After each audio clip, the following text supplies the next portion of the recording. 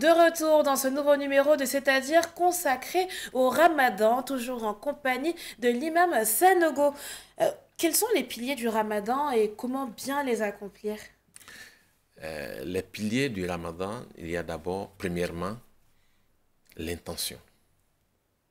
Et ça, c'est un pilier pour tous les autres piliers du mois De la vie de du musulman l'islam. même. De l'islam. Mhm. Il faut avoir pris l'intention. Depuis le début du Ramadan, Seigneur, je prends cette intention, l'intention de jeûner le mois du Ramadan. Donc, le prophète dit, sallallahu alayhi wa sallam, que les actes ne valent que par les intentions qui vous animent lorsque vous posez les actions. Deuxièmement, il y a le fait de s'abstenir de tout ce qui annule le jeûne. La C'est-à-dire, nourriture, la nourriture, la boisson, l'acte intime, l'acte sexuel, pendant que vous jeûnez, même quand on est marié? même quand on est marié. D'accord. Une fois vous rentrez en jeûne, il vous est interdit d'avoir l'acte sexuel. Vous devez attendre la rupture du jeûne. La nuit, il n'y a pas de problème. Ah, Vous pouvez y aller jusqu'au petit matin, jusqu'à l'aube.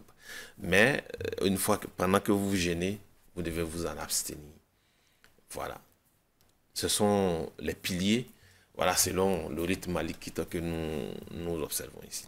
le rappel profite aux croyants, on le dit souvent. Mm. Quelles sont les erreurs courantes que vous observez pendant la pratique, enfin, dans la pratique, en tout cas, pendant le Ramadan?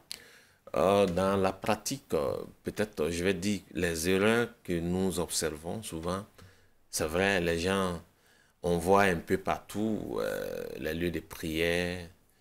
Il faut faire les prières dans les règles de l'art. C'est C'est-à-dire, un acte, c'est un acte qui nous rapproche de Dieu. C'est une audience avec Dieu lorsque vous priez. Alors lorsque vous priez, il faut faire la prière selon votre capacité.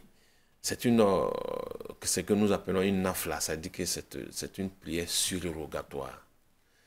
Donc, ce n'est pas lié au jeûne. Si vous faites la longue prière, par exemple, vous avez les mérites. Mais si vous ne faites pas la longue prière, cela n'annule pas votre jeûne. Le Ramadan est un moment où il est recommandé aux musulmans de diversifier ses actes d'adoration. Je fais de l'aumône, je fais de longues prières de nuit, je Tarawih. gêne, je marque ma solidarité par-ci, par-là, etc. Ce que nous appelons le tarawih. Donc, il faut éviter de faire cette prière de façon rapide à ce que vraiment, il faut qu'on sente même votre présence dans la prière. Et voilà, il y a aussi le fait que lorsque nous gênons, voilà, il faut tenir compte aux autres, voilà, qui ne sont pas musulmans. Il faut faire en sorte que ils se sentent aussi et respecter leurs droits, le devoir de voisinage vis-à-vis de ces personnes. Donc, et il faut moins de bruit, voilà. Cela est très important. C'est pas parce qu'il y a Ramadan qu'on va, on est en train d'acquérir la piété, Oui. mais on ne va pas faire aussi quelque chose qui va entacher notre piété. Donc, voilà un peu des erreurs qu'il faut éviter.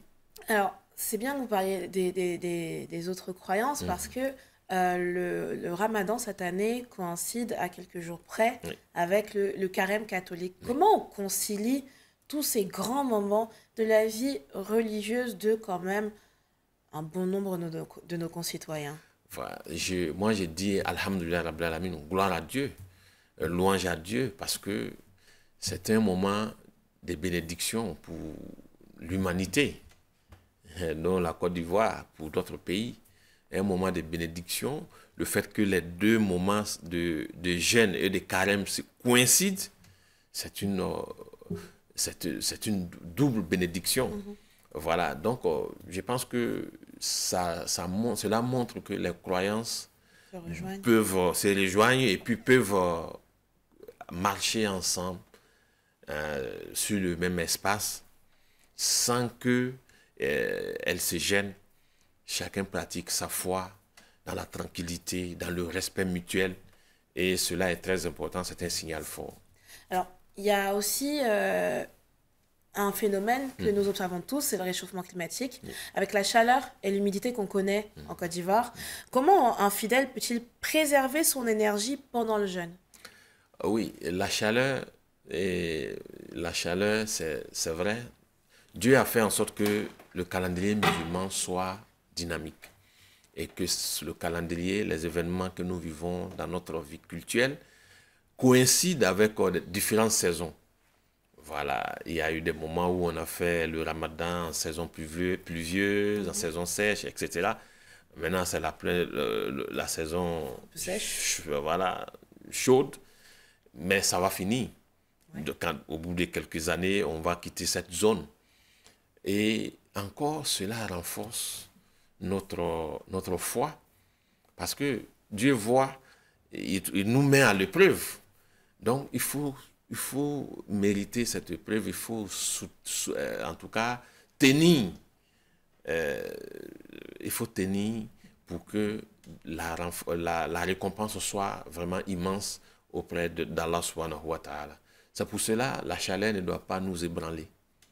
La foi, quand vous avez la foi sincère, rien ne vous ébranle et vous devez être focalisé sur l'objectif qui est le fait d'atteindre la piété.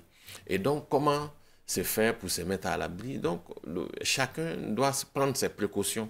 C'est là où je venais en venir. Voilà, le messager de l'islam nous a dit comme ça que si vous avez chaud, allez-y prendre vraiment une douche et vous vous mouillez un peu d'eau, vous mouillez la tête, Mais ça la passe. douche, Et aussi, il faut éviter de se mettre au soleil. Il y a les parasols, il faut...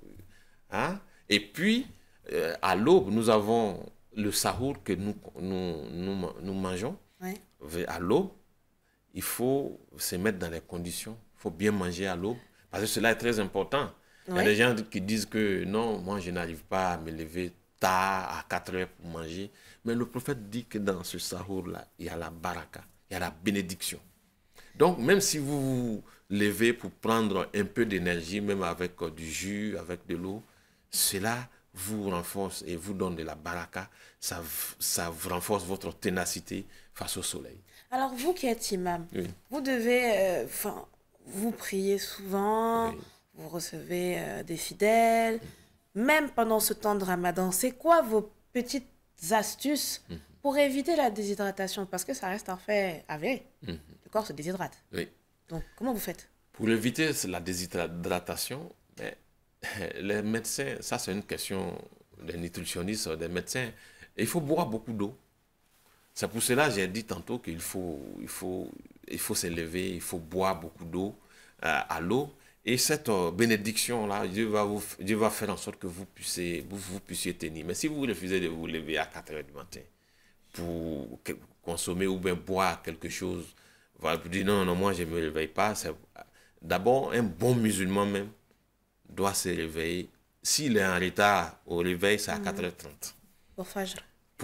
pour le Fajr, pour la prière de Fajr. Mais avant la prière de Fajr, pour les prières nocturnes, les bénédictions. C'est en ce moment que Dieu est plus proche de nous. 3 et 5 heures. Voilà. C'est 4h, 3h du matin, Dieu descend jusqu'au ciel, en tout cas plus proche de nous, pour demander qui est-ce qui m'appelle, me demande en cet instant précis pour que je lui donne une réponse. Hein? J'exauce sa bénédiction. Bon, si cela vous trouve endormi, ben, vous n'avez qu'à vous apprendre à vous-même. Donc, le musulman doit se lever à 4 heures. Même s'il ne mange pas, il doit boire et faire des prières jusqu'à l'arrivée de l'heure de Fajr. Alors, c'est vrai qu'on est réunis pour le Ramadan, mais après ce mois de jeûne, comment maintenir la ferveur et la discipline acquise pendant ce mois? Oui, il faut dire que le Ramadan, c'est un mois de bénédiction, un mois de recherche de la face d'Allah, subhanahu wa ta'ala. Alors, Dieu nous il dit comme ça, وَقَدْ خَلَقَكُمْ أَطْوَارًا. Dieu nous a créés par phase progressive. Et c'est comme ça. Donc, je dois faire en sorte que ce Ramadan, je sente que le Ramadan est venu m'apporter un changement qualitatif et quantitatif. Un changement pour mon caractère, un changement pour mon rapprochement avec Allah subhanahu wa ta'ala.